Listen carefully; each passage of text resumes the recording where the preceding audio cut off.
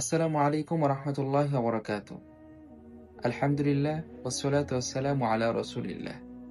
আম্মা বাদ। রমাদানকে বলা হয় কুরআনের মাস, কারণ এই মাসেই কুরআন নাজিল হয়েছে।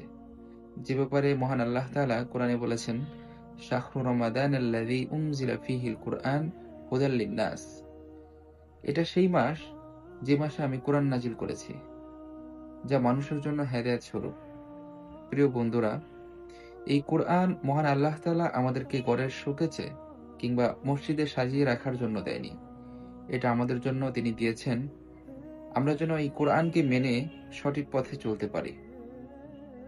এই কোরআনের অলৌকিক এক মুজিজা হচ্ছে, এটা মানুষকে বদলে দেয়। এটা ভেঙে যাওয়া মানুষকে শক্তিশালী করে, বিপথে চলে যাওয়া মানুষকে পথ দেখায়, অন্ধকার সমাজকে আলোকিত করে। যেমনটা আমরা দেখেছি আজ থেকে 1400 বছর আগে মরুভূমির বুকে এক জাহেলি সমাজকে এই কোরআন তার আলো দিয়ে আলোকিত করেছিল। সুবহানাল্লাহ।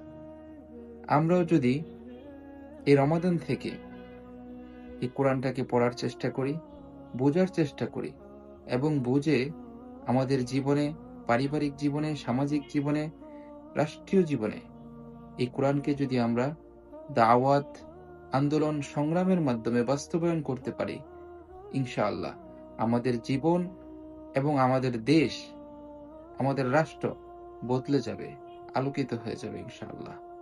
মহান আল্লাহ তাআলা এই রমাদানে আমাদেরকে কোরআন পড়ার তৌফিক দান করুন, বোঝার তৌফিক দান করুন। যারা পড়তে পারি না তাদেরকে শেখার তৌফিক দান করুন।